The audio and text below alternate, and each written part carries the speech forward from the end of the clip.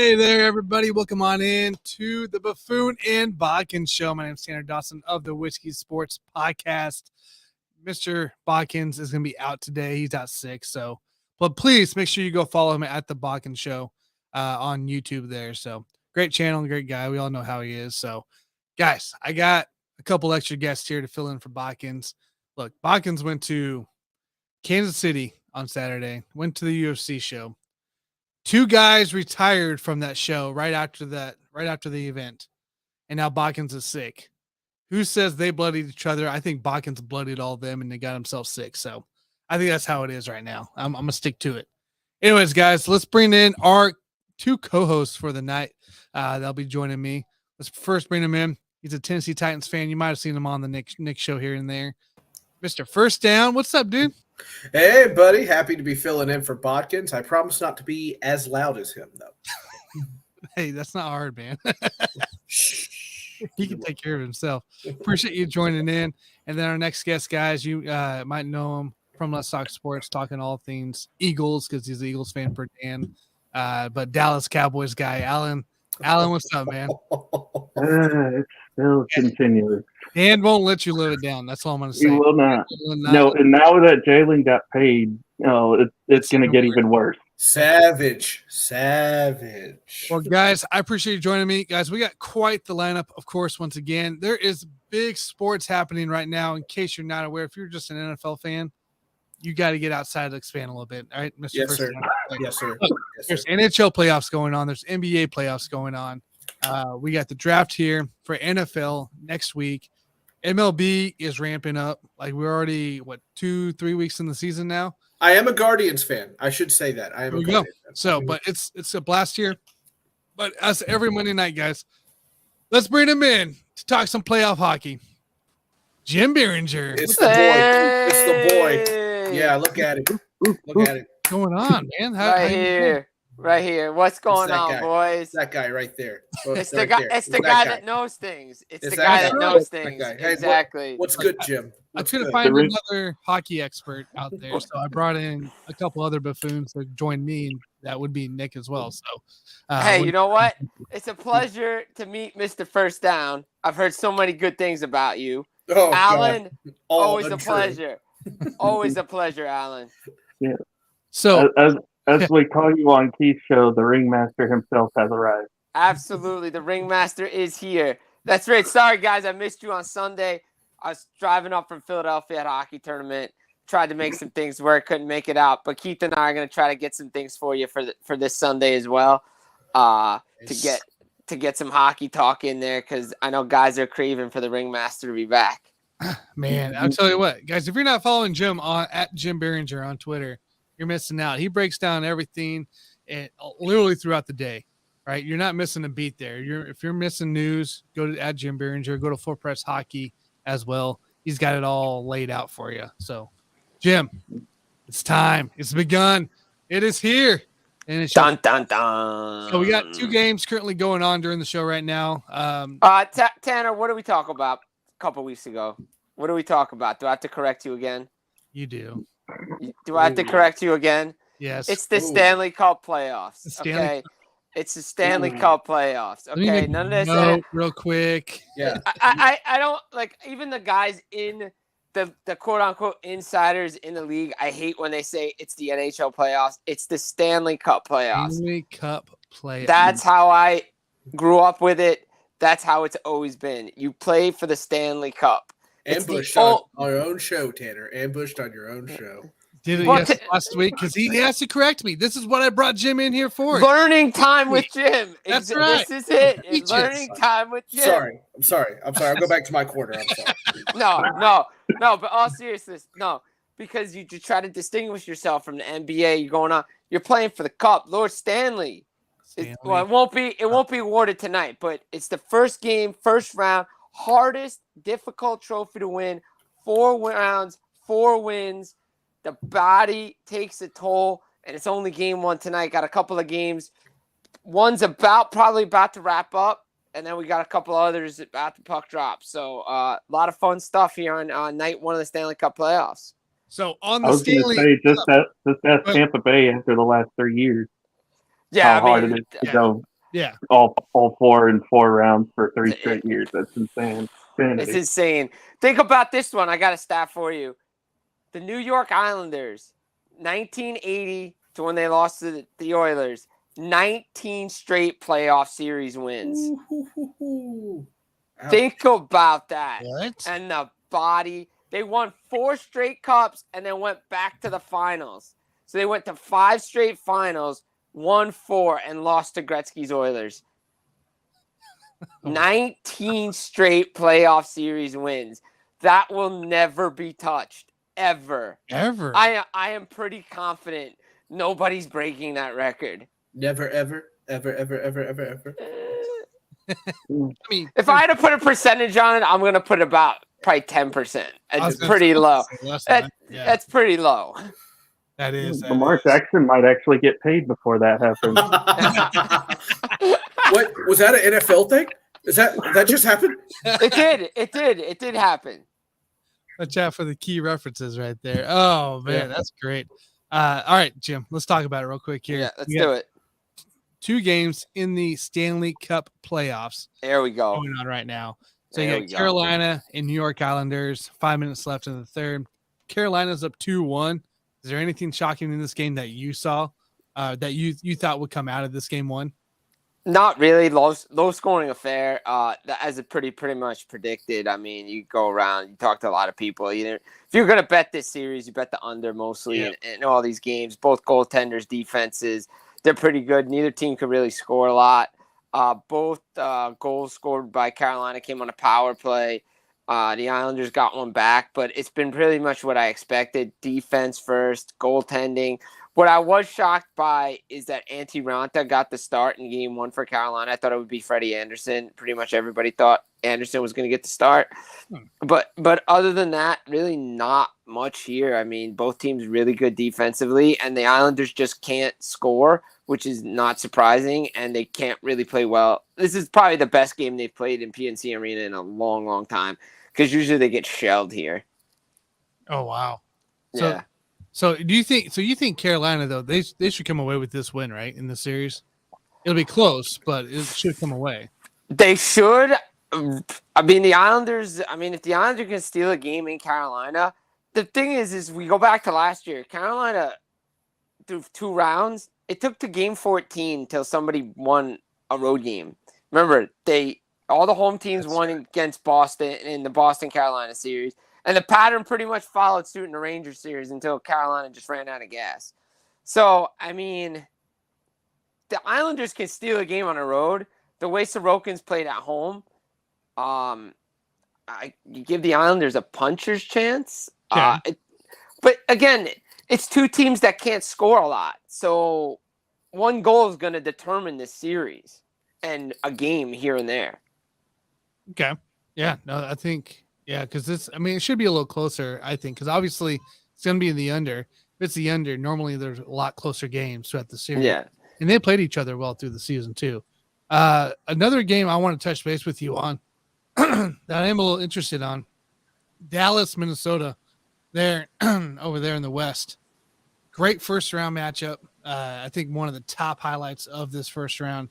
Do you think – I got a lot of Minnesota fans, like I said, a lot of Minnesota people I talk with. Do you think Minnesota can come away with this W without getting beat up too much? They got goaltending. Philip Gustafson, coming out party. I knew he was good. I didn't think he was this good.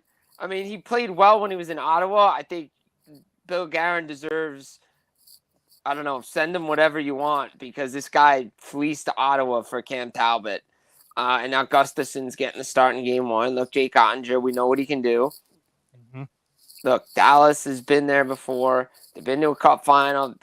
Recently is the bubble. Again, you could throw the bubble out, different circumstances, whatever, but they still went to a cup final. Pete DeBoer, first year with a new team. Usually the team makes a run. You have Joe Pavelski there, Rupe Hintz, Robertson. All these guys, they've been there before. Minnesota. What's your matchup of the evening? Oh, sorry. I tried to fill the silence and I attacked. I went aggressive. No, I am going to answer that. On the other side, Minnesota, Kaprizov, what are we going to see from him next year?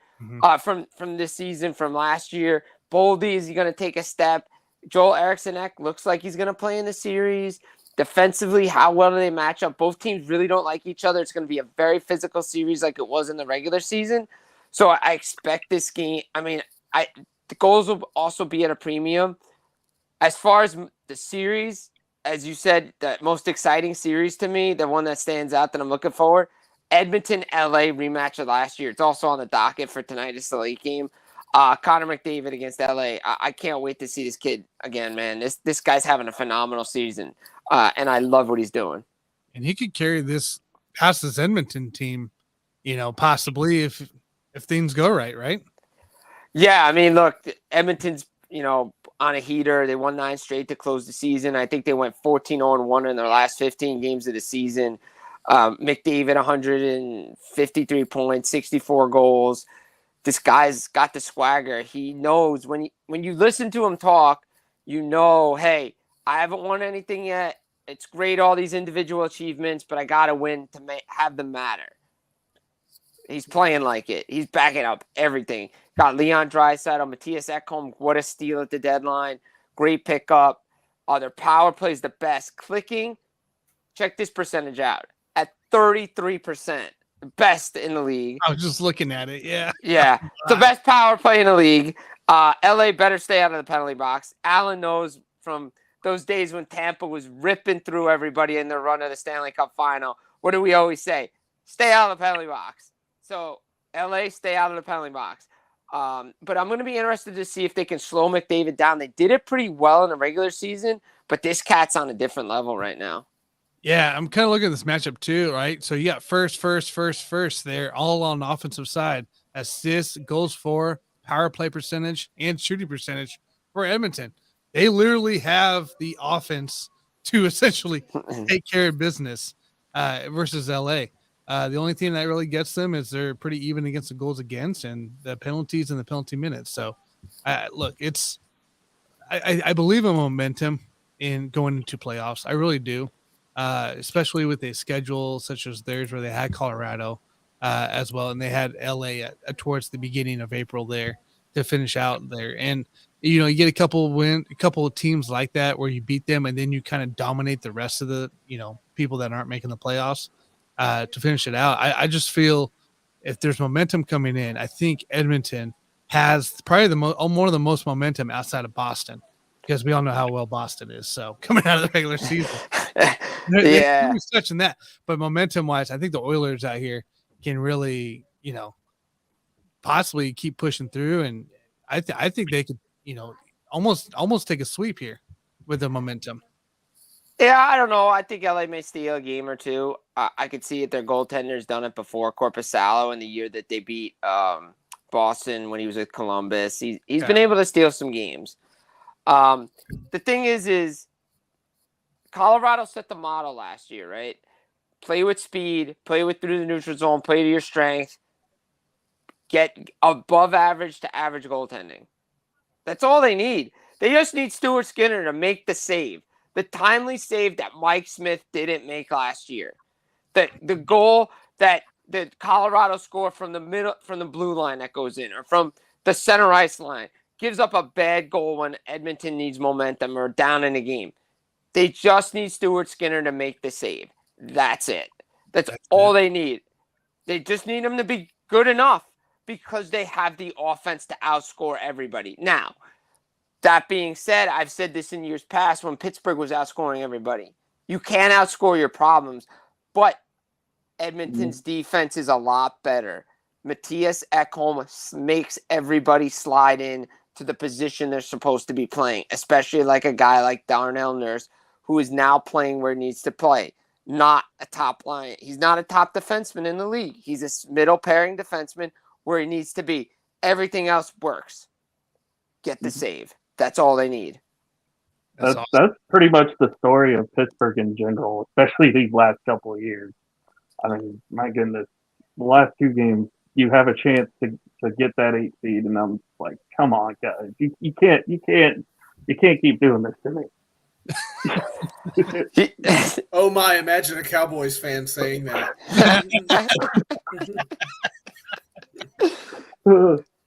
Yeah, no, I mean, look, Pittsburgh. Look, Pittsburgh had. If they got in, I don't think they were going to get out of the first round, to be honest. And again, the first round woes for Pittsburgh would continue. That was the news over the weekend. Look, Ron Hextall, Brian Burke, Chris Pryor, all gone. Yep. Cleaned house. Cleaned house. Why? Well, it's not just on Hextall and Burke. It's also on ownership to decide that, it's a good idea to bring back Evgeny Malkin at $6.1 million and give him a no-move clause. Okay, that's on Hextall. Okay, yeah, okay, no, it's on ownership. Because Hextall wanted to make the tough decision. He just wanted to bring back Letang to make this team better. But now you're stuck with two guys making $6.1 million with 35-plus contracts that if they retire, still eat your cap up. Now, if the cap goes up, it's fine. But, again, Pittsburgh, they're flawed in goal. They're flawed on defense. They have a lot of problems because they're up against the cap. The Flames also parted ways with their general manager today, too. Mutually parted ways. He was looking for a new contract. They didn't really get anything done, but they chose the coach over. And look, to all credit to Brad Treliving, he did what he could when a player like Johnny Gaudreau leaves via free agency. One player wants to be traded. He gets a great return. Again, the problem with the Flames is like the problem with Pittsburgh. Inconsistent too much, too often. Consistently inconsistent is how I sum it up.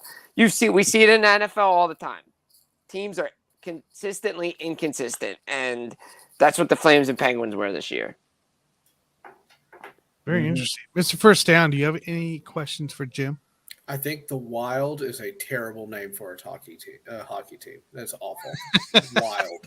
That's just wild that their name is Wild. It's a Wild. Well, Mr. First Down, did you know that the Dallas Stars used to be the Minnesota North Stars? So the Minnesota North Stars moved to Dallas, and they expanded back to Minnesota and called them the Wild. Now, what I would like to see the Wild do is use those old North Star colors all the time on their retro jerseys because those things are hot. Looking them up. Looking them up. I like it. Look it up. It's kind of like naming your team the Commanders or the football team. Where whatever Dan Snyder did. Hey, just remember, we were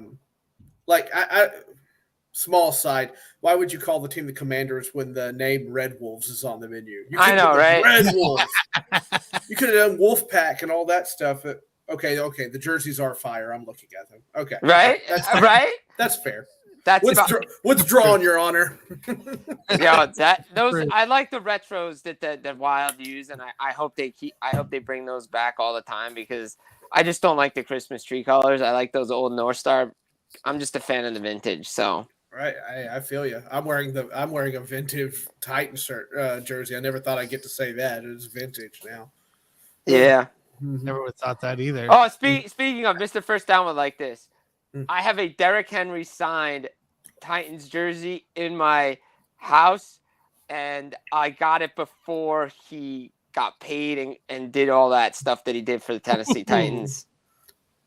I am now following you on Twitter, sir. I like that. I can be bought. My love is for sale, and you just bought it. All right. Yes. Sold. Yes. Yeah. So there was some more news that happened over the weekend there. Brad Larson ended up getting canned after a couple seasons with Columbus. So I guess Columbus here, what are they going to be looking for during this offseason to, I don't know, maybe try to contend? Is that the Capitals, by the way? Is that the Capitals? Columbus? No. Yeah. That's the Blue Jackets. Blue Jackets. Okay, well, that's a terrible name, too. What are we doing? What are we doing, y'all? Well, by the way, also, the reason, so sidetrack here. You're good. If we had a graphic for learning time with Jim, this would be a great time to have it. Oh man, I need one. I'm gonna get one. Because he's just set me up perfectly. Mr. First Down just keeps derailing the show. Hey, what's No, Mr. First Down is actually adding to the show. You are actually. Oh, I am. Because he's bringing great ideas. You hear that, to the show. Bodkins? I'm adding to the show. We're bringing great ideas to the show right now. Okay, cool. So, Graphic. by the way, so they're called the Blue Jackets because it's named after a Civil War Union soldiers Blue Jackets for the North. So that's what they named the team after. I never understood. the original jersey had a bug on it. I never understood it. Now I like the canon and what they do now. I never understood the original. But back to Tanner's question, they had an interesting offseason. They get Johnny Gaudreau. They re-signed Patrick Laine.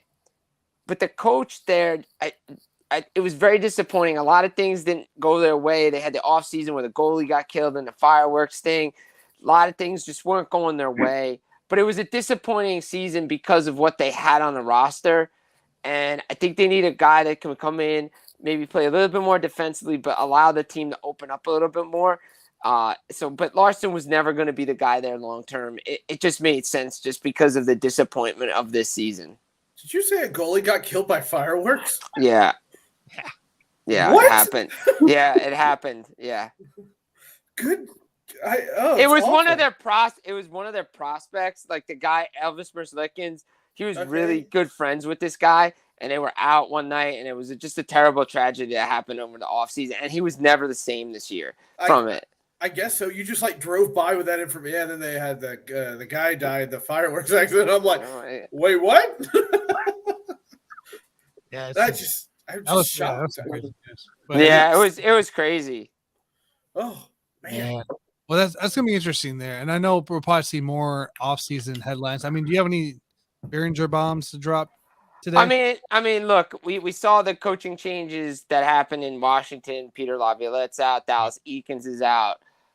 Teams are, still going through the process of everything. But I will say this, from all indications I get, I would not be shocked if Mike Sullivan's gone from Pittsburgh after they go through what they have to go through with the management, even though he's kind of involved in everything right now. I just have this feeling that they may go in a different direction. I know he's owed a lot of money, but I think it's time to move on. They moved on from a Stanley Cup winning coach, and then they just brought another guy in and they won another Stanley Cup. So, time is always an enemy of a coach, and you're hired to get fired.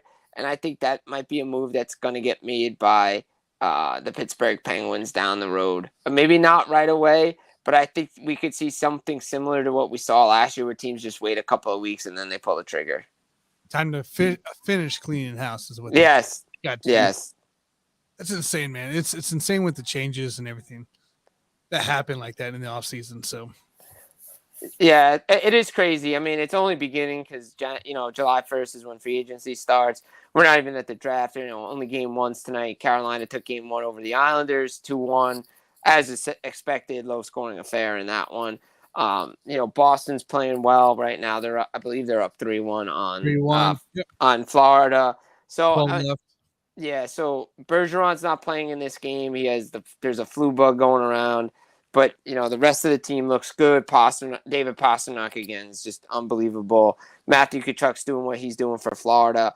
But again, as I was saying in other places, do you trust Alex Line to do the job in the playoffs? Yeah, he was 6-1-1 down the stretch. He did get shelled in Carolina in his last game. They got in the playoffs all well and good, but you're paying a guy $10 million to be your number one goaltender, and he's not playing game one. I think if Florida loses game one, I think you see Sergei Bobrovsky in game two for Florida. You would think they would plug him in. You would have to. You can't go down 0-2 heading back home. No, especially against the Boston team like that. So. Oh, no. I mean, Boston's just so dominant, and they can do it. They can do it in so many different ways. And if everybody's like, oh, well, we've seen it before with Columbus beating Tampa. Yeah, but Tampa was cruising through everybody and didn't face adversity. Boston's played with guys without in the lineup since the beginning of the year. They know how to do it. This team is fine. If Boston doesn't make the Stanley Cup final, it's a very, very disappointing season. Great. All right. Before we let you go, we'll give you a little time here. Let's talk about your team, the Devils. All right. Let's do it. The Rangers here, the 2 versus the 3. Look, I want to know your thoughts here. What do you think as a fan of the Devils? What are you looking most forward to in this series here? And do you think you guys win it? I mean, I think the Devils have a chance to win it. I mean, look, they're the Rebels with a cause. I mean, nobody expected them to be here. Nobody expected them to be this high in the division. Home ice. They're playing against a good Rangers team. Rangers team's been there. They have expectations. The pressure's on the Rangers. They have the playoff experience. But the Devils brought in guys for playoffs They brought in Andre Palat for this time of year. You're paying him $5 million. I expect him to have a big series. I expect Vitek Vanacek to play really well. I expect Jack Hughes to do what he's been doing all year. I'm going to be interested to see if Luke Hughes gets into the lineup because he looked good in the last couple of games. They were non-committal about it, so I want to see what they do come game time tomorrow. If they're in the optional morning skate, see what kind of lines they're running. Rangers, their power play is really good. Let's see if the Devils' penalty kill can take away that cross-ice pass.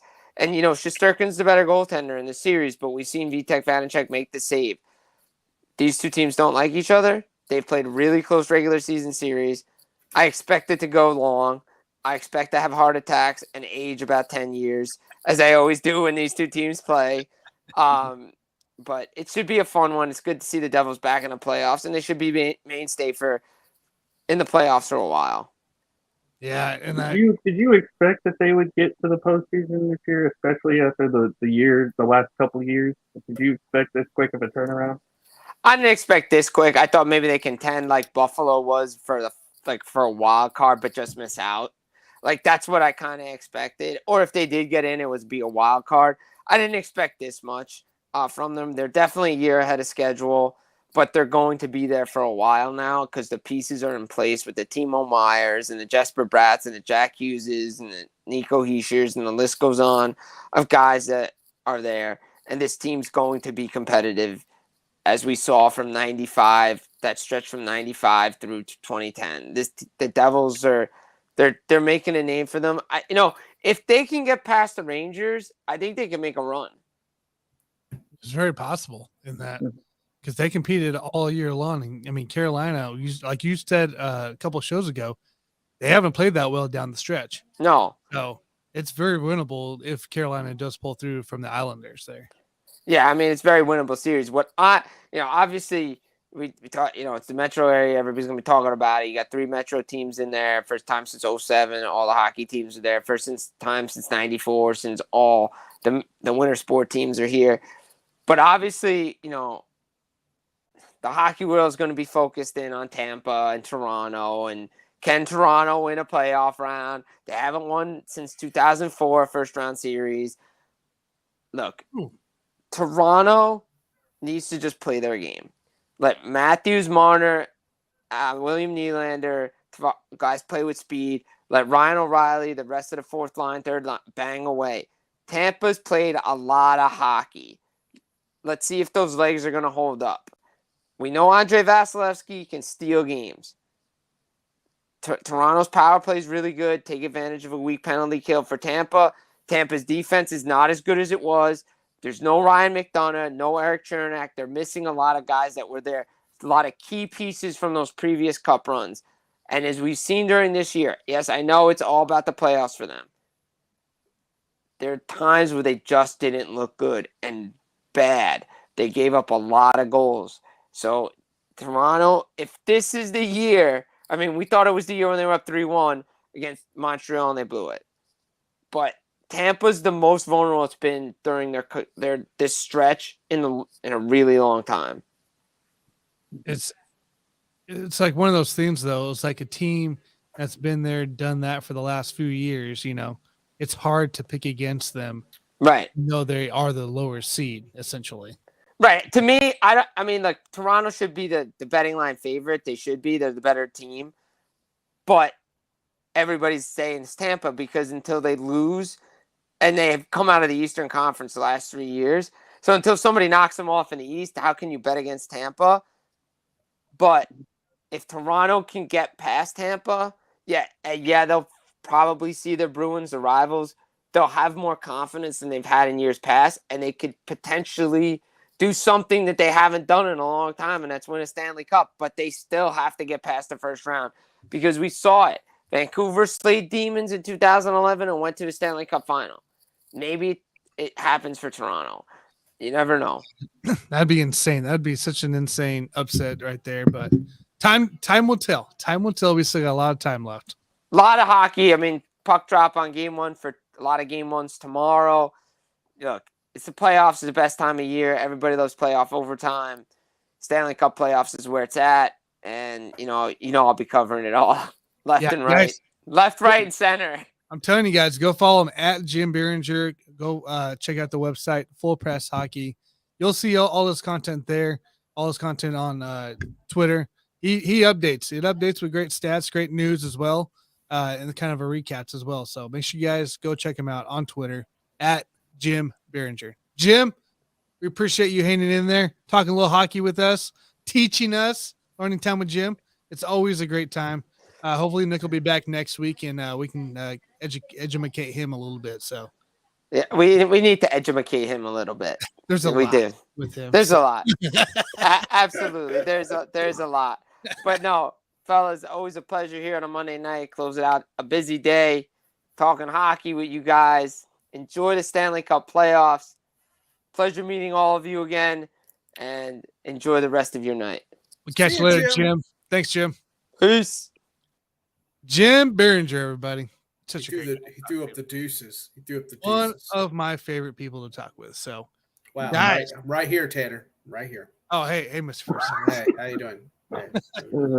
Oh man, guys, there's a lot going on here. Real quick here before I get to Johnathan, I do want to get your thoughts here on the extension of Jalen Hurts. Right, I'm gonna talk a little football with you guys. Extension of Jalen Hurts. Finally, it's time, Alan. It's time.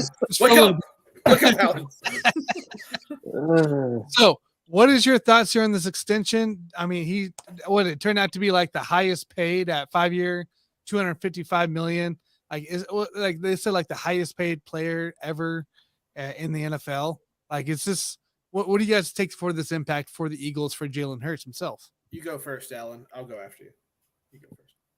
I think it's well deserved. I think it's well deserved. I mean, you've seen his progression over the course of the 3 years he's been there in Philly, from going from backup to starter to getting them to the postseason his second year to getting to the Super Bowl year 3, coming very, very close to knocking off Kansas City, but, didn't work out in the end. We won't talk about that. But definitely well deserved. You've seen him not only grow as a player, but mature as a human being. And I think that's the kind of guy that you need leading your franchise. And I think Philly got out ahead of this, real quick because, they knew you can basically see it from, just game film. Even by watching him on the sidelines, you can see his natural leadership when when some guys go out of line, even when his own coach goes out of line, sometimes he'll kind of interject himself and be like, "Hey, a little bit, hey, calm down, man. It's not that big a deal." And that's kind of what Jalen's been his entire career. Even at Alabama, even when he got benched, transferred to Oklahoma, he was still the same person, and it's translated well into the NFL, and he's well deserved. Now, this hurts some other guys, i.e. Lamar Jackson, but I mean, still, I think it's not quite the guarantee that Deshaun Watson got, but I still think, he got the money he deserved because, again, got to the Super Bowl in year 3. He's only going to get better. The Eagles are going to be a contender for the next few years, especially with them under center. I like it. What's the first down? I concur with my good friend Alan, as much as it pains me to do so. Jalen Hurts has always been one of those guys that I watched in college going, boy, oh boy. They got a special talent in their hands once he hits the league. And then he hit the league, and it was kind of meh for a couple of years. Then it got, they started getting saucy there at the end. I don't know about all the guaranteed money and everything like that, but when you look around the QB market, who else is out there? Like this is your guy. You got to support him. He's the leader. Philly did the right thing, got out ahead of it, and everything else. Boy, I don't know. Maybe I'm too close. Recency biased. I'm too close to that Super Bowl. It seemed like they had Kansas City on the ropes, and then he fumbled it, and everything just dominoed. It's like you were saying earlier about momentum.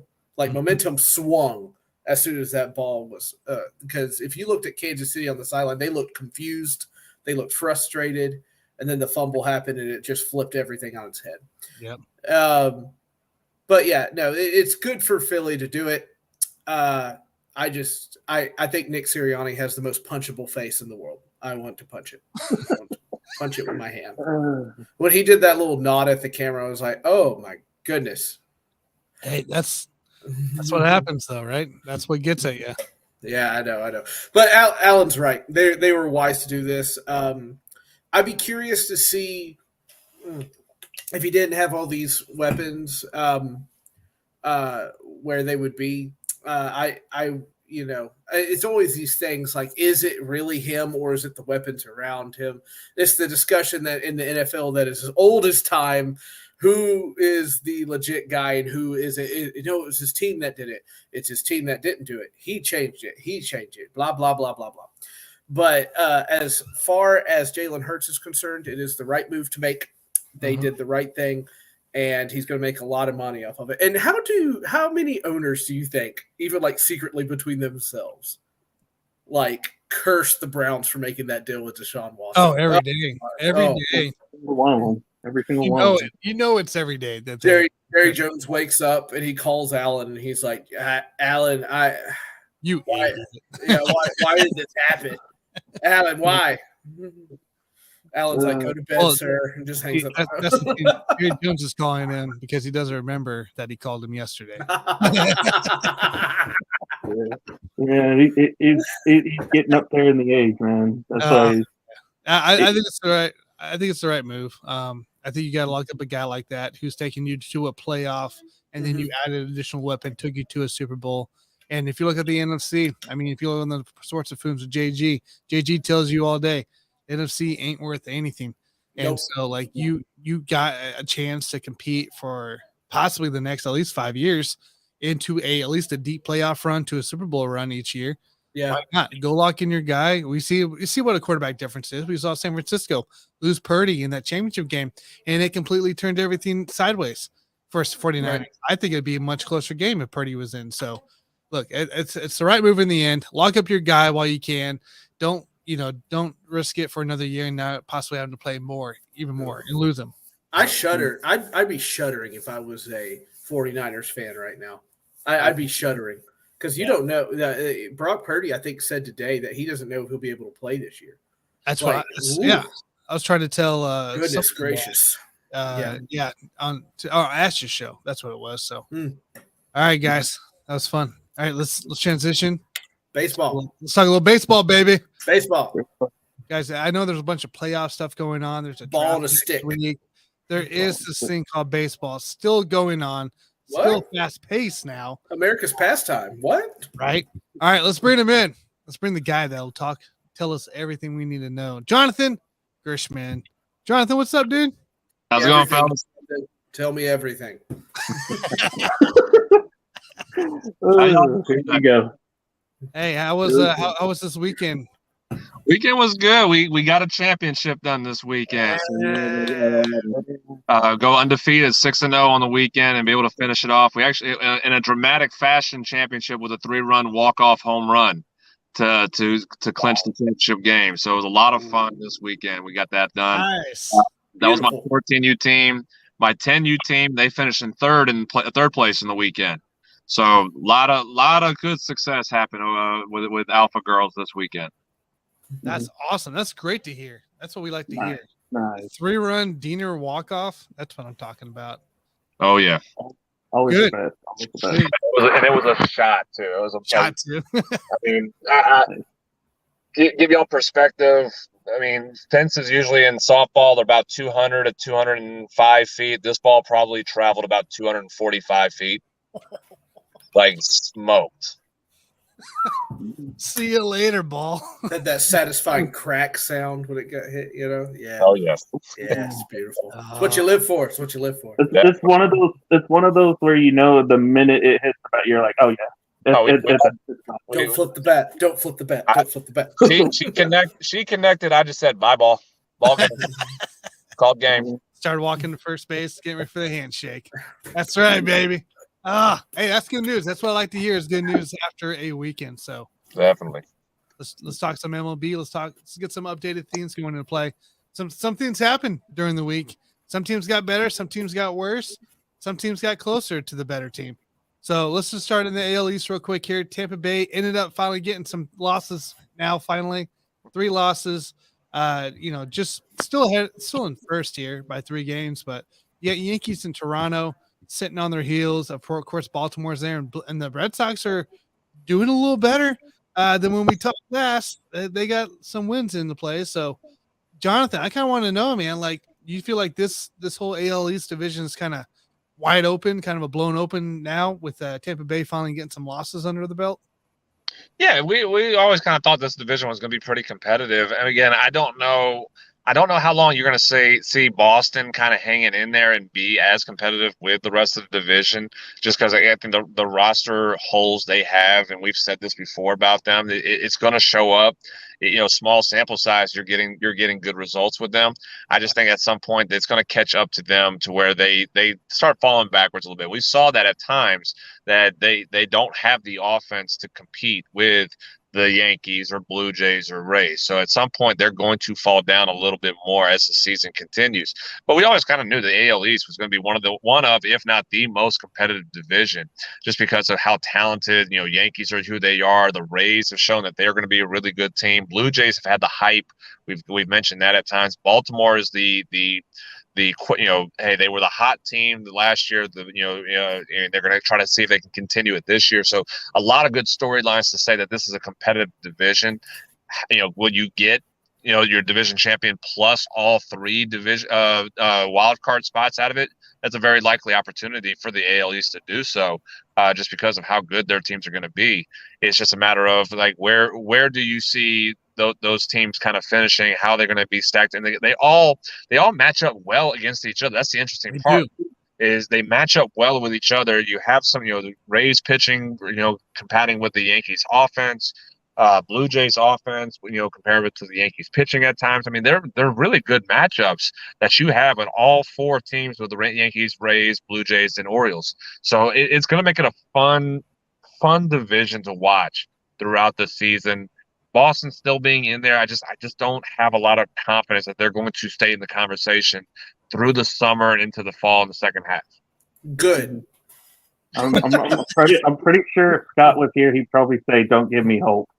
Yeah, don't do that, man. Don't give me hope, especially with Boston. I mean, yeah, they've been playing a little bit better here this week. I agree with you, Johnathan. I don't think they're going to be really in it here come the next couple months. I think the rest of these 4 teams are going to start kind of separating themselves away from Boston.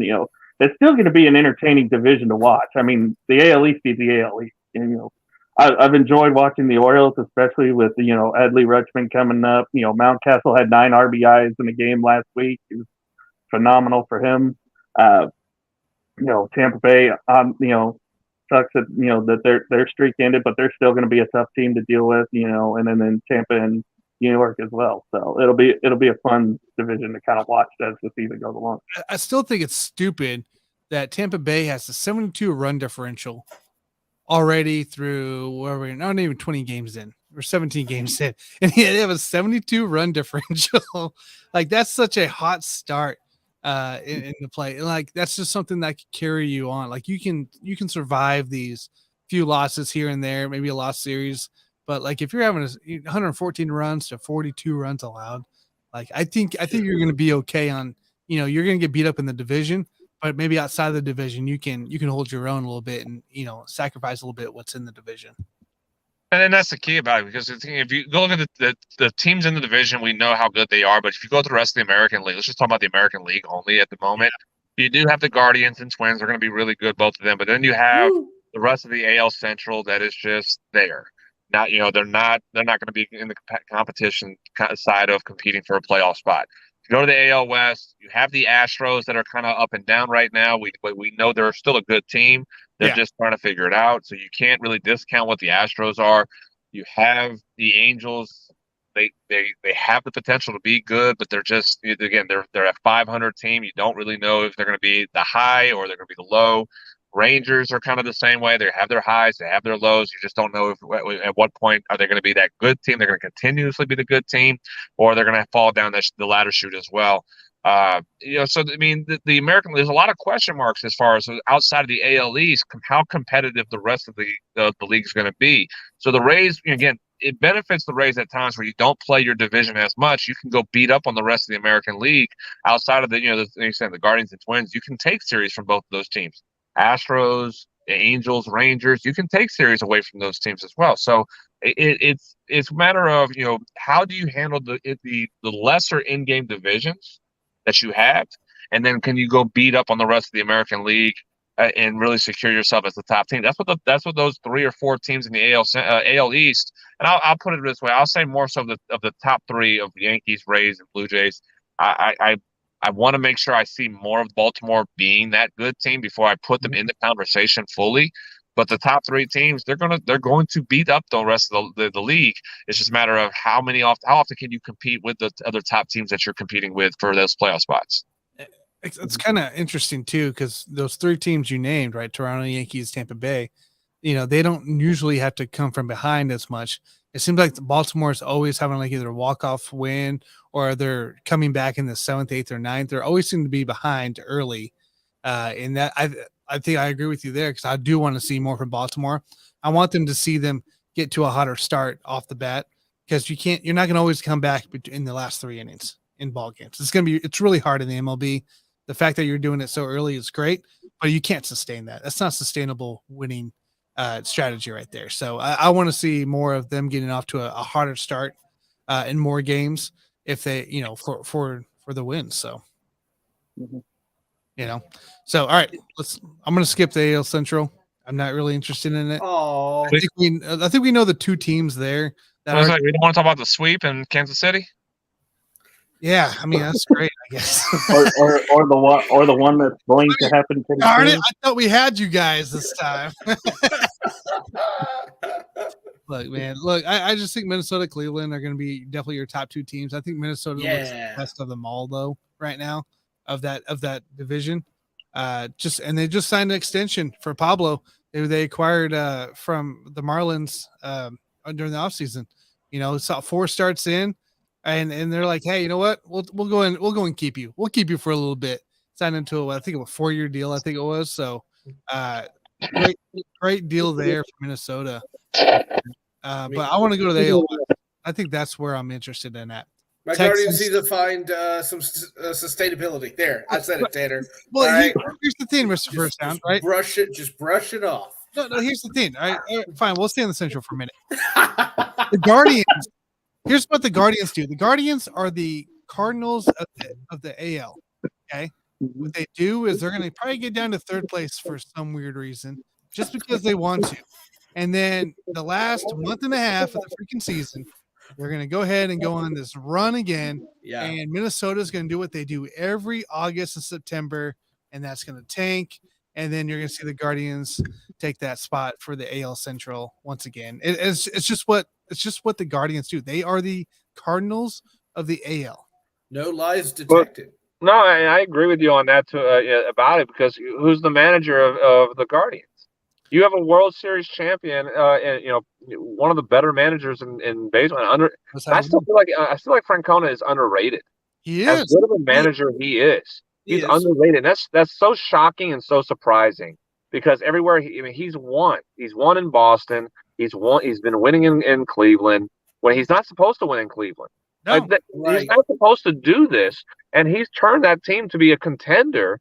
Where they're competing. You're competing for the championship series in the American League. You're competing against the Yankees and Astros. You're competing with them, and it's Francona is doing it. So that's the reason why. Like you're 100% right. Where they'll coast.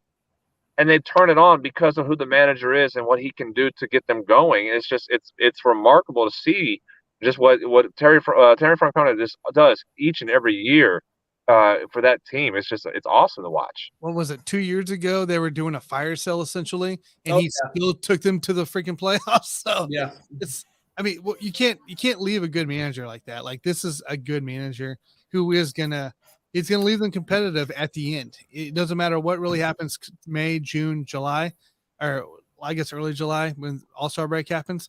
But after that, it's like something clicks, and next thing you know, they're going on streaks. And now they're competing with Minnesota for first going into September. And And well, there you go. Guardians back in the playoffs. Here we go. Once again. I'm sorry you had to talk about my team, Tanner. Go All right. ahead and move on. Look, just because I do want to say here, Mr. First One, I did pick Cleveland to be in the World Series. So Attaboy, Al. I had them Attaboy, going Al. against Atlanta. So. Yeah, let's do it. Let's do it. Wow. All right. Alan. The big My one. boy. That's my All boy. So let's go to AL West now. So we had Texas, LA, Seattle, Houston, Oakland. Oakland, obviously, got possums running in the freaking visitors announcement booths and all of that stuff. It's so bad. It just can it already. I just delete the team right now. They're trying so hard to convince hard. Major League Baseball to just let them leave Oakland now so they can go to Vegas. They are trying so hard to do it. They're like, oh, what else? What else can we do? Here, remember in Nashville. Oh yeah. Well, wouldn't you have to move your was it AA, AAA team? Yeah, the sounds. Everybody really loves the sounds, but come on, if baseball teams come into your state, you'll gladly do it. Ned Yost Jr. My brother tells me all the time because he talks to Ned Yost Jr. there, and he says Ned Yost Jr. loves Nashville. He does not want to leave it for any kind of big league park. He loves that place. So I think you'd be breaking a guy's heart if you were to bring an MLB team in to replace that team. Yeah, but baseball, fam. Come on, fam. Baseball. I know. It's good. All right. So obviously Houston, we all know what Houston is. We all think Houston's going to be a little bit more consistent as the season goes. What I'm surprised at is Seattle. Seattle has not looked good at all this season. They're 8-8. There's a lot of opportunity still for them here. And we didn't think they looked that good when we did our show at Johnathan on our prediction stuff. But I mean, do you see Seattle at all competing now that we've seen them for a few weeks? Yeah, I mean, I still think they're going to be a competitive team, a contender for the division, contender for a wild card spot. Just because, again, they made moves. They did lose a good bit of players in the offseason, and they tried to add some different players to kind of balance out, be a little bit more balanced. Because they were a good hitting team that did strike out a lot last year, and they're trying to at least almost like there's some teams that are trying to cut back on the strikeouts. They feel like the game has been long gone with the strikeouts being what it is. So I feel like they made some moves to at least cut that bet back, and in essence, it has hurt their offense at times. The pitching hasn't been as good as they were hoping it. You do have Luis Castillo, who still looks really good, but the supporting cast hasn't done their part. They're being 8-8 right now. The only fortunate side, if you're the Mariners, is that the Astros, they're looking just as bad, being 7-9. So and I know Rangers are up there right now. They're being with a 10-6 record this early in the season, but everybody is still shooting to compete with the Astros. They know they're going to get it. They're going to get healthy. You're going to get Altuve back. So once he comes back, they're going to get some things going a little bit better. So the Mariners go-to is that, hey, it's early. We haven't looked good, but we're still ahead of the Astros. The Astros are still with us in the pack. So it kind of keeps the door open for Seattle. It keeps them going to say, like, we're in this division. We're going to be in the conversation throughout the summer because we made moves last year that builds us to be that. And and the best part for Seattle is they still have ability to make moves later on in the summer if they need to. So they have the ability to they have the trade opportunities if they necessarily need to get something going. They can still do that a little bit more. So has it been rough in Seattle? Yeah, it's been rough for the first 16 games, but because the division is still so tight right now, and again, this early in the year, I wouldn't count Seattle out to say that they're just not going to be the contender. They made the moves that said that they're buying in to win in 2023. Mm-hmm. Let's see a little bit more by the summer if they make another move to do so, or if the team kind of gets it figured out and gels a little bit more and kind of keeps themselves in that pace with everybody else. Yep, I agree there. We got some breaking news, guys. I don't know if you saw it. What? Tango dropping it from TGI Sports. Sorry, Alan. DeGrom with yet another new injury. Jacob DeGrom exited with a sore right wrist after pitching 4 innings. Wow. Let's just say this turns into something maybe a little big. Just keeps him out for, let's say, I don't know, 3 or 4 weeks. That would be, 2-3 starts? Did you see that? Tanner got Tanner got his. I'm just saying, hands up. I'm just saying. I mean, the Royals still got 4-0 spotted, so I mean, the Rangers still won. It didn't matter. I was gonna say, if you're gonna pull him from any game from Soreness, you pull him out against. Well, you pull him from the Royals or Oakland, right? So, but let's just say this is maybe something. You know, we've seen DeGrom have injury issues in New York. If this is something that holds him out for maybe 2, 3, 4 starts, is it an impact on the Rangers keeping that first place spot? Well, I think it's also you look at their schedule ahead. They got a pretty decent schedule. You got Kansas City coming up, obviously. They're playing right. You got your first series against Oakland, which that should be a cakewalk. I mean, they could be fine if it's a short term, if he's out short term. So I'm not really too worried just yet. I mean, we've had Corey Seager out for a few days now, and the offense still kind of up and down. Still hasn't quite missed a beat yet. So I'm not too nervous about it. But I mean, Keith, I've seen this movie over and over. Keith is out for blood, man. Yeah. Keith wants it. He's been on me since the day they made this trade. It's like it was the worst trade. It was the worst signing ever, and what are the Rangers doing? They're not going to be any good, and it's like soreness in the right hand. You're playing Kansas City, of course you're going to take him out. I don't know, Johnathan. What are you thinking? I would be concerned. I would be if he has to miss some time because again we've seen and Keith is right, but we've seen this movie where it happens when DeGrom goes down and then the pitching staff in New York couldn't really carry going forward. I kind of feel the same way about the Rangers staff. Is that, they've improved it. Rangers did improve their pitching staff from last year. They had no choice to. Yeah. There is an improvement in what they have compared to last season. But it's still not it's not a great depth rotation that you're sitting here banking on. If you compare the Astros pitching to the Rangers pitching and say, hey, I'm going to take the Rangers minus DeGrom, I'm going to take the Rangers over the Astros. They're improved. And like I said, like Alan said, that the schedule is going to be in their favor a little bit here in the next couple of weeks. So that may help to where you can still win some games and kind of keep your momentum going until DeGrom gets back. But again, and everybody in Arlington knew what DeGrom's history is. Everybody knew that he has the injury bug that just bites him every 3 weeks. And it's just something that he's going to have to deal with for the rest of his career. We saw this for the last 3-4 years in New York. It's just something that, again, what I feel the Rangers are in a good position is that they do have young studs in the minors that are just waiting for the opportunity to get called up, and Jack Leiter and Kumar Rocker at some point, either this year or next year. I've said with Alan on Tuesdays on the baseball show, it's just a matter of when do they want to bring them up to see what they look like in the big leagues. Jack Leiter more likely being the first one to get called.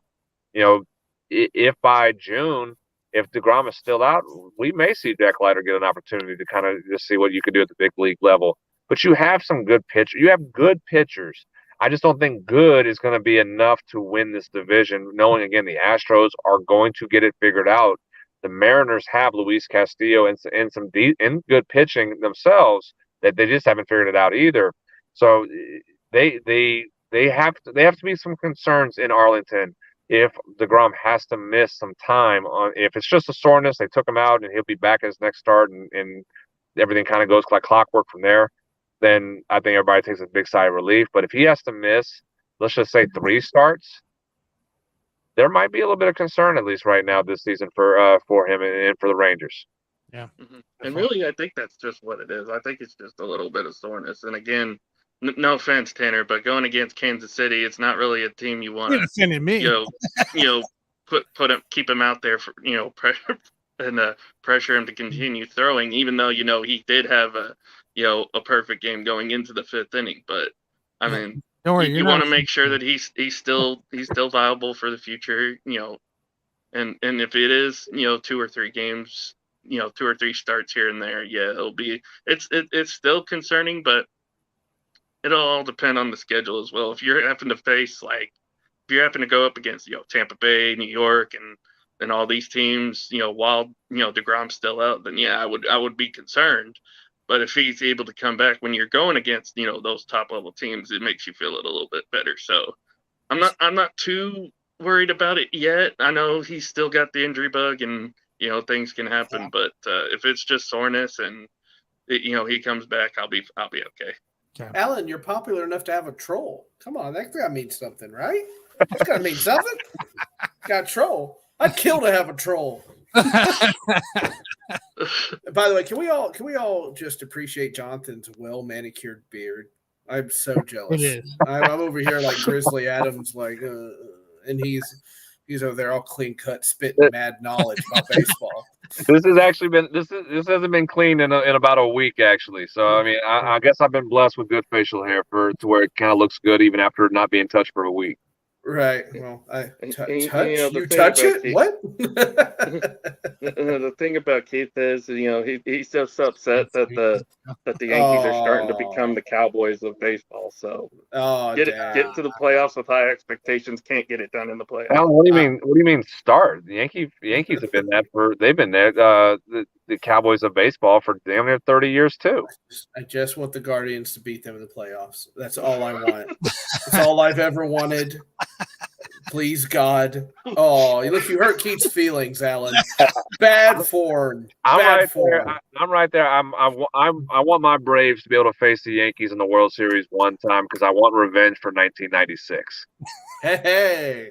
It's still out there. Look at the chip on the shoulder. Still He's there. Still looking for blood. I love it. Alan, I know you got to go here. It's 9:30. Appreciate you coming on, talking with us, buddy. So we'll give you a later, man, for sure. Thank you so much for having me on. And as Johnathan mentioned, we do our baseball show every Tuesday afternoon, 4 p.m. Eastern, 3 p.m. Central Time. Oddly enough, it's just going to be us two tomorrow, but we'll still make it work. But it's always a fun time, and of course, I got other shows as well. Kind of a breaking news thing. Dan just mentioned this before I came on. We're doing, of course, as many people know, I do the NFL Draft Preview Show here on Let's Talk Sports, and we got 2 teams left to cover: Tampa Bay and Dallas. Tampa Bay we're doing Wednesday, and oddly enough, Dan just told me who my guest is going to be for that show, and that's going to be Lonnie Martz. Lonnie! Look, I love Lonnie Martz. We're going to have Lonnie Martz coming on tomorrow afternoon or Wednesday afternoon to talk some Tampa Bay Buccaneers. So it'll be a fun time, and then we're going to do the Cowboys the night before the draft. So nice. Did you cover another team perhaps that wears blue? That's got 2 kinds of blue on. I did. I must have missed my invite. It got lost in the mail or something. I mean, why does this always happen? You can't talk Titans without Mr. First Down. I learned that the hard way. And if you find somebody else, please don't let them be better than me. I had Robert on a show yesterday. He started talking about the Titans. I got worried you were going to pop in the chat and be like, "You're talking about the Titans." If I come into a chat, I better have like Stone Cold Steve Austin's music, like that glass shattering. Like, all right, but yeah, thank you for having me on. I'm gonna head out for the night, but all right, Alan. And Jonathan, I'll see you tomorrow. So yeah, guys, thank you so much for having me. Appreciate you, man. See y'all. Yeah. All right, Jonathan. Let's end National League it now. We're not going to start at the top here, right? I want to save the good for last here. But let's go to the bottom here. We're going to NL West. A little recap here. We got Arizona still first place here going into another week. Dodgers, San Diego losing the series this weekend to the Brewers. I really thought the Padres would have at least maybe split with them because I think it was a 4-game series. So I really thought it would be a split, but they only had the one game where their offense really turned out, and their pitching really looked really good too. What do you think of this Padres team? Do you think that these guys, obviously it's still young in the season, right? So they're going to contend, but do you think they can find some consistency a little earlier than maybe May, here in the next couple of weeks to see what happens? I mean, yeah, I think they are. I think they're gonna get it figured out a little bit more. And I think after a long road trip and going to Atlanta, and then going to New York following that, it was kind of that's tough, especially because it's a cross country trip and you're going against 2 teams that you're going to be contending with for National League dominance.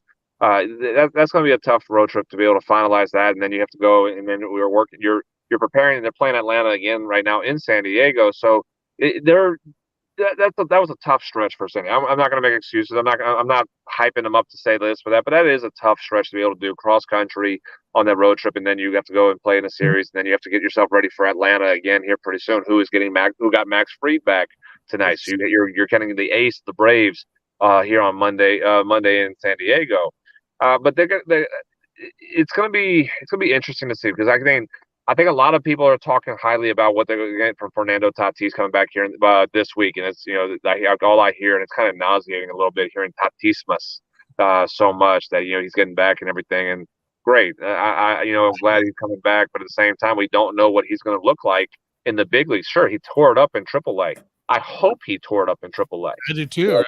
I mean, that's what he's supposed to do, and and one thing, he caused a lot of commotion in AAA too. So I feel like that's something that it's followed him in his career the last couple of years, particularly. And then you had the suspension last year that took place and got him out of the season, and kind of in parts of this season as well. There's a lot of commotion. Is that what's going to be needed for this team that has a lot of personality with Machado and with Soto, with Bogarts, and you throw in Tatis in this as well? So you're going to get a talented player back who has been a lot of up and down, but you're getting a talented player back, and that's what they're wanting. That's what they're waiting. That's what they're going to see. And again, their pitching is good. They're pitching really well. I think Darvish has been up and down a little bit, but they know he's going to get it. He's going to look good here as well. Blake Snell has looked really well at times. Their pitching is there. I think it's a surprise that we've seen with the Diamondbacks. I think that's just the big surprise right now. It's just that they are playing really well.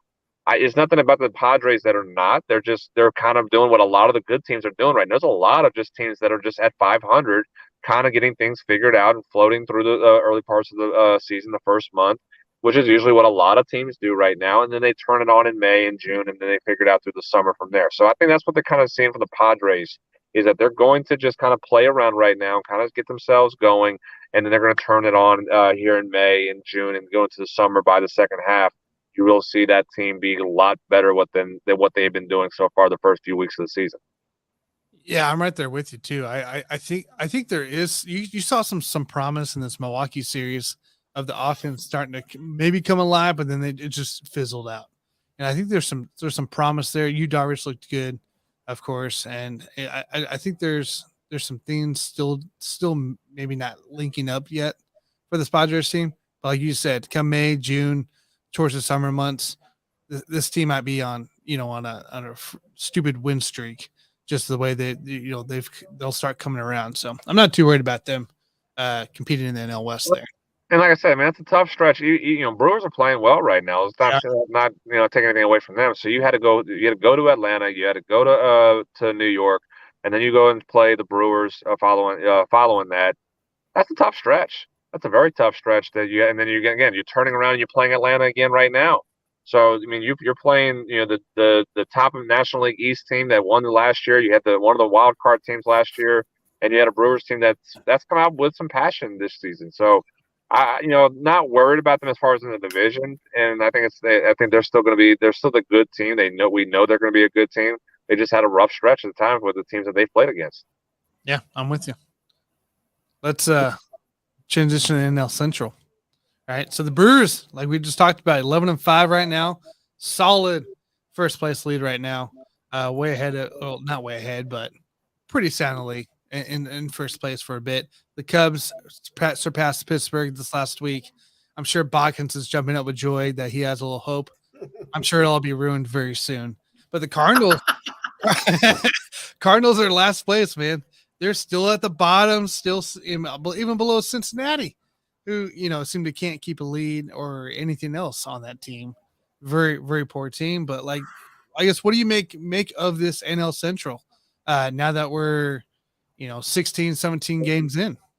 Well, to throw it out to me, actually, Pittsburgh has a better record than Chicago right now. They're 9-7. 9-7, but I think it's the tiebreaker or whatever it is. They got them. Yeah, but both teams are winning right now too. Pirates have got a 13-1 lead over the Rockies in the 7th. Cubs are winning 4-1 against Oakland. I mean, the surprise is, and again, even Cincinnati won tonight. They beat Tampa Bay 8-1. The only team that so far hadn't won was the Cardinals. Cardinals lost. That's the big. That is the shocking thing. I just don't understand what's going on with the Cardinals. We talk about I can sit here and say, hey, I'm not worried about the Padres. They've been playing, okay ball here and there. They won some, they've lost some. They've at the times they've looked good. St. Louis has not looked good. And I don't understand when you have two MVP candidates, you have, your veteran leaders that are still there, minus Yachty, who retired last year, minus Pujols, who retired last year. But you still have, those guys weren't the key contributors that you have in Goldschmidt and Arenado. Something just they feel so off with this Cardinals team. I don't get it. And maybe it's Marmol. Maybe at some point, we talked about this last week. Maybe they need to make the decision here pretty soon as far as Marmel's future. That's what I'm thinking, right? Because it's the only team different right now. Yeah, I think at some point, again, how much longer, how much of a leash do you give him? He already kind of ran out his leash a little bit in St. Louis. They got tired of him. The front office has been tired of him. And we said they're waiting for Yachty to say, I'm ready. And I know they wanted to wait till the end of the season, but if you've got two MVPs in Goldschmidt and Arenado, you don't wait to finish the season when you're struggling so bad and let the season slip away and say, hey, we'll compete next year with a better manager. I feel like you got to make that decision. It's kind of similar to what Philadelphia did last year with Joe Girardi and making the decision to fire him. And then they figured it out. Oh, hey, we're actually a good team. We have someone who's a little bit different minded. All right, let's go win now. Maybe that's kind of what Cardinals need to do. I think that's the only thing is you can look at Marmol. He's just kind of worn out his welcome a little bit more with the players now. It was the front office for a while. Now I think the players are just kind of getting to the point where they're falling on deaf ears of what he says. Because based off, again, how he handled the Tyler O'Neill against the Braves early in the season, that was a big mistake on his part. And I feel like maybe it's kind of gone to that point where it's really, sent vibrations through the clubhouse that the team is just looking at Marmol and saying, you're out the door here pretty soon, whether it's during the season or after the season. I don't really need to play for you now. I'm just going to play for myself. Look, I could see a change come mid-May, early May, if they continue to lose games in majority of the week. I think that's where you're going to start seeing possibly a change finally being forced. We saw it last year with a couple, coaching changes.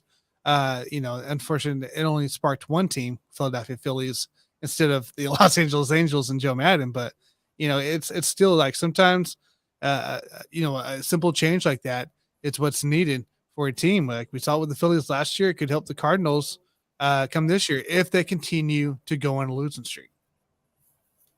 Yeah, I think it definitely can. I just think maybe that's what they need. Is they just need a new voice now because again, Marmol has shot himself in the foot one too many times. With the front office, and now doing it this year with the players. I think it's inevitable at this point. It's just a matter of when do they want to do it. And I agree. I think mid-May is probably the latest that they made that decision. If they continue down this trend, at the latest, I could see it the beginning of May. That if they're losing and they're just not there, probably May 1st, May 5th, around that time, you could see a change. Yeah, if it continues to trend like this, it's not going to be good for him. So he'll be out before we know it. Is what'll happen. Mr. First Downs, I know you're in Nashville, but do you have any comments here on this Cardinals team?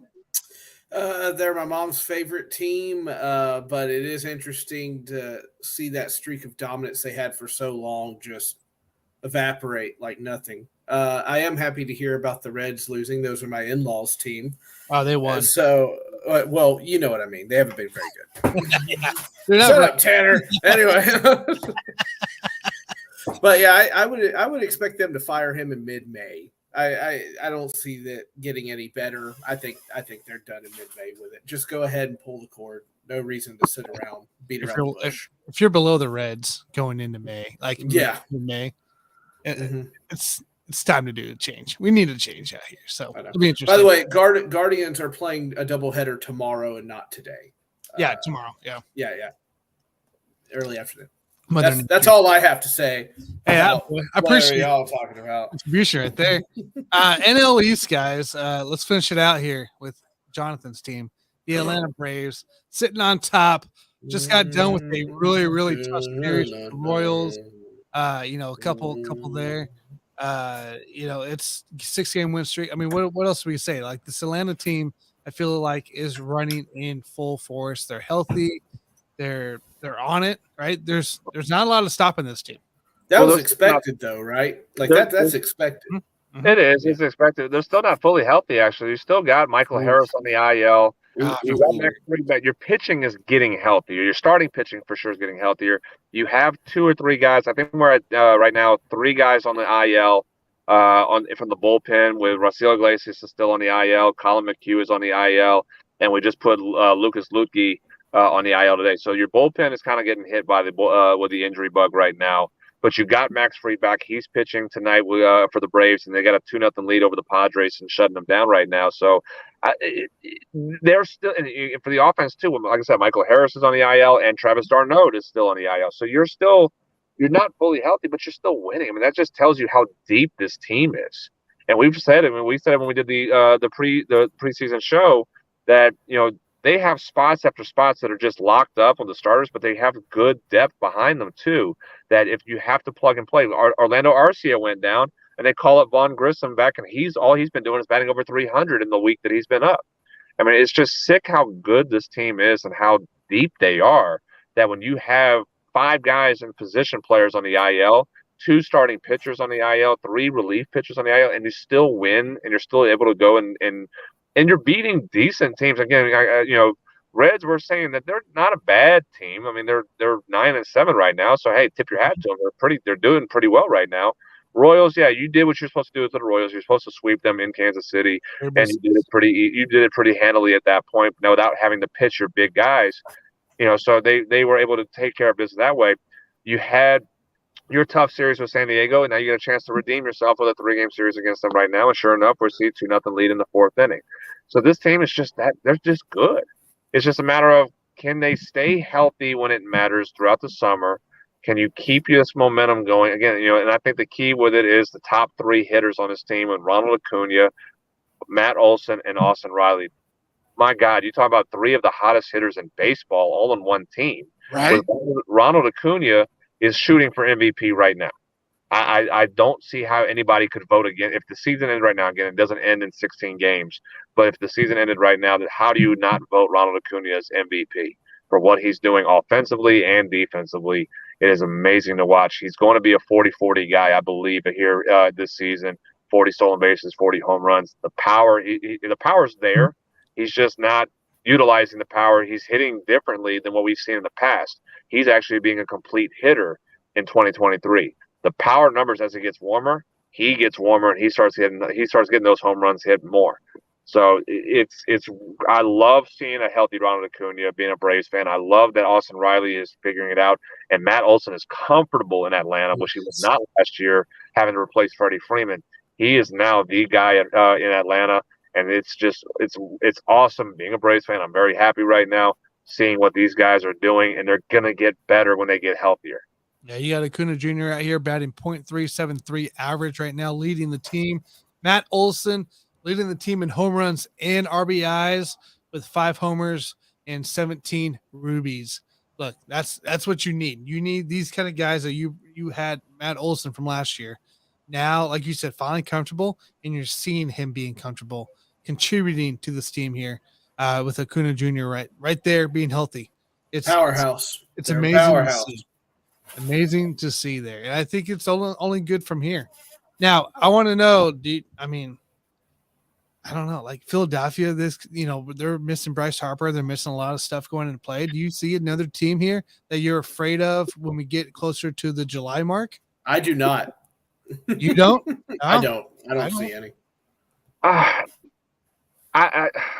Come on, Jonathan. You can't come on. The match. Just say it. No, we that team, bro. I can't discount the Phillies and Mets still. I can't, because again, they're both talented teams. They are talented. They just the Phillies. I can't put my finger. Maybe we just saw the honeymoon is over with Rob Thompson. And we're kind of seeing that he's just not the guy that they thought he was. I mean, again, you're missing Bryce Harper, right? You're missing Bryce Harper, and you're missing Rhys Hoskins. Yes. But you added Trey Turner. You added Trey Turner to take a spot that you did not have a really good. You didn't have an elite player at. You added an elite player in Trey Turner, who was supposed to be at least the fill-in. You have an elite catcher still in JT Realmuto. Schwarber, and I said this to you guys, and I said this with Alan on the baseball show as well. I did not buy in that Schwarber was going to have a repeat of last year, or he's even going to come close to last year. And so far, I'm hitting it on the head right now that he is not the same player. They're figuring out how to pitch him a little bit differently, and he's not getting it. And I saw in the WBC that he was not seeing or not being the same that we saw all of 2022 and even the postseason of 2022. So Schwarber's coming back down to earth, and he's crashing down to earth. But you have a lot of talent still in this team in Philadelphia. You will get Harper back here pretty soon playing first base for them. So that's going to help a hole that they have at first. And when Hoskins went down, how good is Harper going to be at first base to be determined? And I'm sure he'll do a good job. He's an athlete, so he'll get it figured out. But there's still a lot of good players on that team. The pitching is still a good pitching staff. They just haven't pitched well either. So yes. I'm not going to just say I'm not going to write off the Phillies yet. I'm not yet. Let's get to about mid-May. If they're still in this direction, then I'm going to say, okay, I'm done with the Phillies. I don't have to worry about them. The Mets the same way. The Mets have good pieces. Have they played well at this point? No, but they are still a dangerous team. We haven't played either one of those teams yet either. So that's another side of it, is that we haven't faced them in 2023. Things can get changed a little bit quicker when we do a head-to-head matchup. So I'm still worried as a Braves fan. I'm not writing them off and saying, the division's ours here in April 17th. I'm not calling it right now. I am confident because of how good the Braves are playing and how the other teams are showing so far. I'm confident that we will win the division. I'm not saying the division's over right now, though. Yeah, I'm fair with it. He's playing safe. Safe. We know how he feels deep down. So we got to decide on the Phillies here in 1 month from now. We'll see what happens there. But I don't know, man. I think I guess it's gonna be based off the trends here. We'll have to see here a few more weeks and see where the trends are going in this one here. So, Mr. First Downs, do you have anything else for Johnathan? No, I think the Braves are going to run away with it. You can be timid if you wish, sir, but we know deep down the Braves are going to take that division. I just maybe I'm wrong. Maybe the Phillies put up a fight or something like that, but I just don't see it. I think the Braves, even without being full power, like you said, are still winning. They're just going to trample, just wipe the board. Wow. Well, I gotta answer as the expert. I can't answer as a fan. If you ask me a question as a fan, I'm gonna give you the fan answer. If you're gonna ask me as far as my opinion, as far as what my knowledge of the game, I'm gonna give you a little bit more of a politically correct answer to say. But I mean, like I said, am I as a fan going around to saying that the Braves are going to run away with this division? Yes, absolutely. Yeah. But at the same time, I gotta be a little bit more timid to the answer. I do. I gotta be a little bit smart on how I answer to make sure. Because again, I'm a former player, so I'm a superstitious person. I don't want to jinx it. I gotta go knock on wood somewhere here pretty soon now, just to make sure. But at the same time, though, I mean, the Braves are the most talented team going right now. Yeah. They are the most talented team in baseball, and they're the hype is they're showing the hype. We saw the Astros. Astros were the team that you can compare the Braves to. Well, they're not answering the hype right now. Braves have had the injuries just like the Astros, and the Braves can't lose. So, are they the most talented? Yes. Can they hold this the rest of the season? I believe so. Yes. Will they run away with the division when it's all said and done? I do believe so. Yes. But I got to make sure I play it safe a little bit too. Fine, smack me with your verbal professionalism. If that's what you want to do. I like it. Braves by a billion. That's what we. That's right. I don't give a crap. Braves by a million. Johnathan, what you got coming up this weekend, man? Oh man, more games, more tournaments. No sleep for me. We have 3 teams again in action this weekend. My older 14U team's playing this weekend. I got my 10U and 12U. They're playing back-to-back weekends, so they're going to be back at it. As well, my baseball team is going to be playing. So 3 softball, 4 baseball. No sleep for me at all. Driving a lot of miles put on my truck. My truck hates me right now, but it is what we do every week. So I get to drive around and watch my kids play, and just hopefully for more success again this weekend. But it's awesome. It's fun. I'm enjoying this, and it's the same thing I tell you guys all the time. So. But like I said, it was a lot of fun this weekend, and I'm looking forward to more fun this upcoming weekend and seeing what these kids do. I like it. Tons of stuff. Good stuff. I know you enjoy it tons, and I love hearing about it. So tell them to go hit some dingers and take care of business, man. That's all I want to hear. Take care of some dingers, take care of business. Definitely. So, Johnathan, we'll let you go. I appreciate you joining, talking MLB with us. We'll talk some more stuff next week around the MLB world. See you, Johnathan. Sounds good. See you guys. See you, buddy. Thank you. Johnathan Grishman, everybody. Such a great guy. That's a cool dude. Oh, he really is. He's been a blast ever since I met him. So, Mr. First Downs, what you got coming up? And where can we find you? Where you can at? Yeah, where am I at, bro? Where am I at? You can find me at Mr. First Down on Twitter if you desire to put up with the nonsense I tweet out. You can find me every Wednesday night, usually around 7 or 7:30 Central. I don't know who my guest is yet. I'll be sure to post it as soon as I do. Fanboy Unleashed. Check it out on the Let's Talk Sports Network. There we go. Make sure you guys go check him out. Great content, great guy. Love watching him. We go back and forth in the GIF world. Tanner, so nice. We go back and forth in the GIF world on Twitter. So yeah, you match up with me. I like it. So that's how I do. I meet that energy, bro. I like. Mr. First Down, I appreciate you coming on, joining me today, co-host. Happy to do it. Happy in place of Mr. Bakken. So Bakken, it's like a little vacation for you. That's right. You're not getting shouted at the whole time. Not yet. I mean, I guess we're almost done. So you just get interrupted by the guy that's like, "Shut up, Braves are taking it all." All right, talk about my Guardians, please. I appreciate it. It went well, guys. Make sure you hit that like, subscribe, follow. Next week we'll have Bakkens back. Hopefully he's back and ready to go. As I'll be seeing him on Thursday next week for the NFL draft right here in Kansas City. Everybody, have a fabulous week. Enjoy some playoff hockey. And enjoy the Stanley Cup playoffs. Use your words, Tanner. I yelled at. He about to hop back on. Wow. Enjoy the Stanley Cup playoffs. Enjoy the NBA playoffs that are going on. And get ready for the draft next week, guys. We got baseball going on as well. Tune in. So we'll catch everybody next Monday. We'll see you guys. Tighten up, bro.